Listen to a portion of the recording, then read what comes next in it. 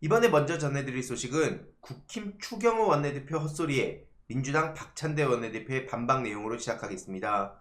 윤석열 대통령이 1년간 거부권을 행사 안 하면 그러면 추경호 원내대표 제안을 검토해보겠다.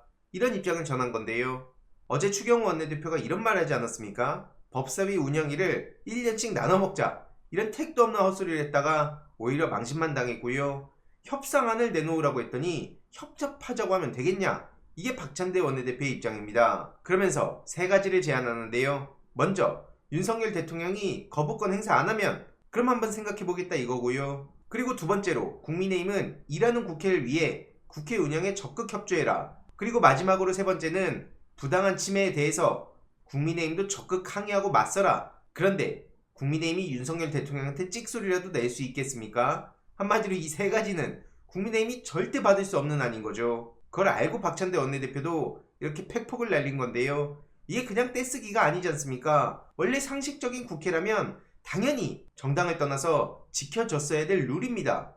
그런데 지금 상황이 어떻게 됩니까? 윤석열 장모는 27억 과징금 관련해서 2심도 패소를 했는데 국힘은 이에 대해서 사실무근이라고 해명한 바 있었습니다. 하지만 그게 틀렸다는 게 드러났는데도 이런 건 입 싹 닫고 아무 문제가 없다는 듯이 되도 않게 민주당 욕만 하고 있으니 기가 찰 노릇인 거고요. 한마디로 최은순 씨가 중원구를 상대로 27억 과징금에 대해서 취소를 해달라 이렇게 소송을 제기했지만 CR도 안 먹혔다는 거고요. 국힘은 이거에 대해서 사실무근이라고 했었는데 당연히 이에 대한 책임을 져야 되지 않겠습니까? 본부장 리스크에 대한 검증은커녕 그저 감싸기만 하고 성역화만 하고 그래놓고 고개 빳빳이 들고 오히려 이재명 방탄소리나 하고 있으니 한심하다는 얘기밖에 안 나오는 겁니다. 그리고 앞으로 양평 땅 논란이라든지 김건희 씨 주가 조작 문제라든지 명품백 논란이라든지 이런 거에 대해서 계속 더 성역화하고 본인들이야말로 김건희 방탄에 앞장서지 않겠습니까?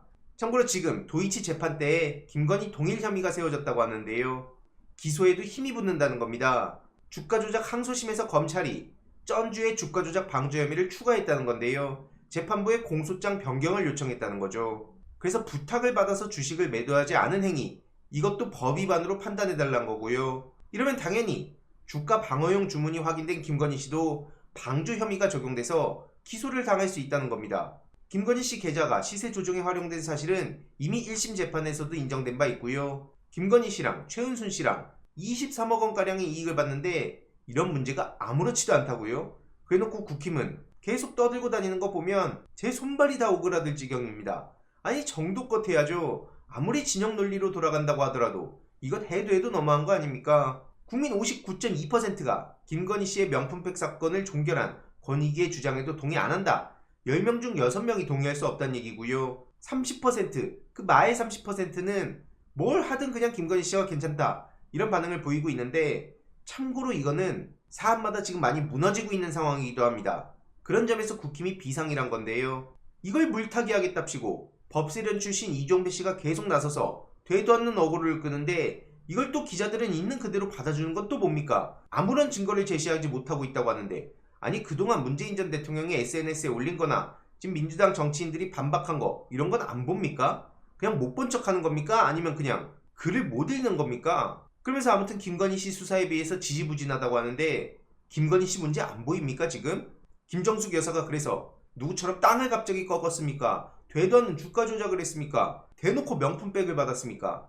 심지어 그게 전 국민한테 송출이 됐는데 이걸 대놓고 못 본 척하는 게 지금 저들의 꼬라지라는 거고요. 지금 괜히 석유가스 타령하다가 대국민 사기극의 주인공이라는 얘기까지 듣고 있죠. 대통령 자체도 문제를 피할 길이 없고요. 산유국은 그냥 이명박 자원외교의 시즌2다. 애초부터 이명박 시즌2란 얘기가 나왔던 만큼 지금 돌아가는 상황도 너무나 똑같다는 얘기가 이어지고 있습니다. 이런 와중에 윤석열 대통령은 전임 원내대표당과 비공개 만찬을 해서 야당 상대하는 게 힘들지만 똘똘 뭉치자 이런 얘기를 했다고 하는데요. 지금 똘똘 뭉치자고 하면 그게 똘똘 뭉쳐지는 겁니까? 국힘 내부에서도 굉장히 머리 아플 수밖에 없는데요. 윤석열 대통령과 김건희 씨 그리고 최은순 씨를 계속해서 지금처럼 쉴드를 치자니 여태까지 선거를 계속 참패했고 말 그대로 발렸는데 앞으로 언제까지 그래야 되나 이런 생각이 당장 들지 않겠습니까? 그렇다고 고개를 살짝이라도 드는 순간 앞서 말씀드렸듯이 나가 떨어졌던 사람들 뒤에 본인이 서 있는 모습이 그려지지 않겠냐고요. 그러니까 그나마 좀 다른 길을 만들려는 사람들은 어대한 한마디로 한동훈 씨한테 붙으려고 하는데요. 당심이 압도적으로 한동훈 씨를 원한다는 얘기가 나오고 있죠. 그러자 친박이라 불리는 유영아 씨는 한밤중에 글을 올리는데요. 나갈 때보다 물러날 때 잘하는 게 중요하다. 실패를 모르고 자란 사람들은 자기의 실패를 받아들이기가 어려워한다. 이게 한동훈 씨를 저격한 거 아니냐는 얘기고요. 이뿐만 아니라 국힘 다른 정치인들은 갑자기 뚜껑 얘기를 적극적으로 하기 시작합니다. 한동훈 씨의 그 뚜껑에 대한 얘기 아니냐 이런 얘기도 나오고 있는데요. 아무튼 친윤그룹에서 뚜껑 얘기를 시작하고 어대한은 뚜껑을 열어봐야 아는 거다. 무슨 어대한이냐. 그래서 계속 한동훈 씨를 겨냥한 자극적인 발언들을 쏟아내고 있습니다. 심지어 안철수 씨까지 나서서 한동훈 뚜껑 얘기를 하는데요. 결국 우리의 기억 속에 남는 건 한동훈 뚜껑 아니겠습니까?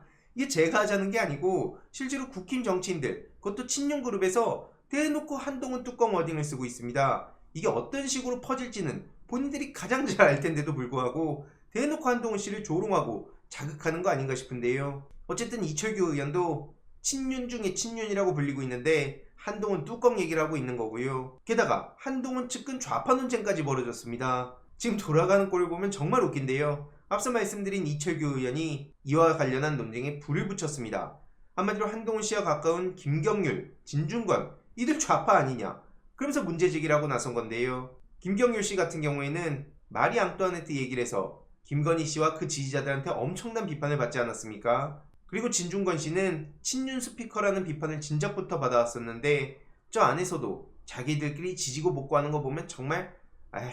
아무튼 그러면서 이철규의 질이 안 좋다는 얘긴 들었지만 정말 사악하다 이러면서 또 한동훈 씨를 실드치고 있습니다. 일각에서는 심지어 한동훈 본인도 좌파다 이런 얘기가 나오고 있다고 하는데요. 지금 저들의 세계관이 정말 웃긴 거 아니겠습니까? 그냥 윤석열 대통령을 실드치지 않으면 그 사람은 전부 다 좌파다 그렇게 몰아버리고 있는 건데요.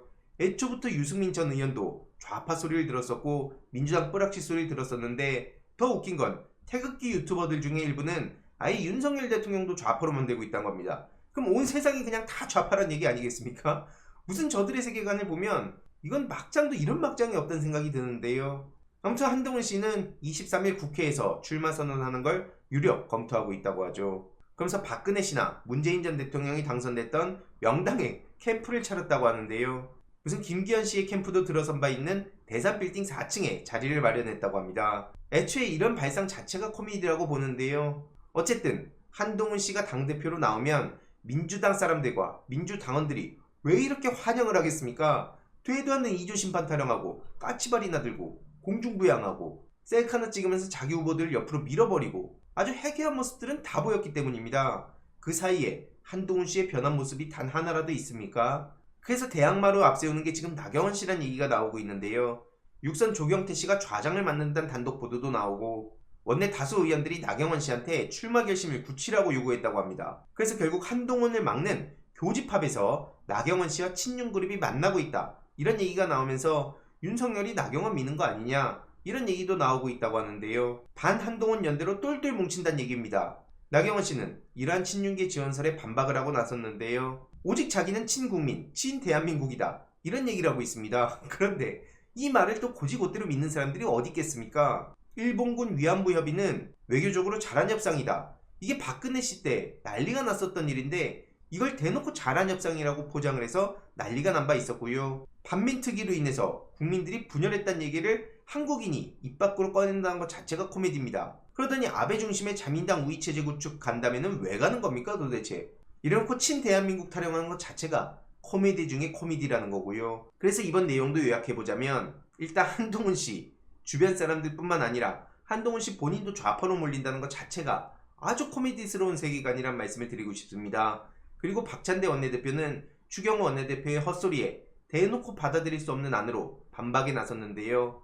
지금 윤석열 대통령이 똘똘 뭉치자고 한들 본인들의 리스크 그리고 주변인들의 리스크 이거를 과연 막을 수 있나 싶습니다. 저는 절대 불가능하다고 보고요. 시간이 가면 갈수록 강해진 민주당 22대 국회에서 각성한 민주당 이들의 속도전이 매우 기대되고요. 관련한 소식 계속 전해드리도록 하겠습니다. 이번 내용도 유익했다면 구독, 좋아요, 알림 설정, 멤버십 가입 정말 큰 힘이 된다는 점 말씀드리고 싶습니다. 주위에 널리 공유 부탁드립니다.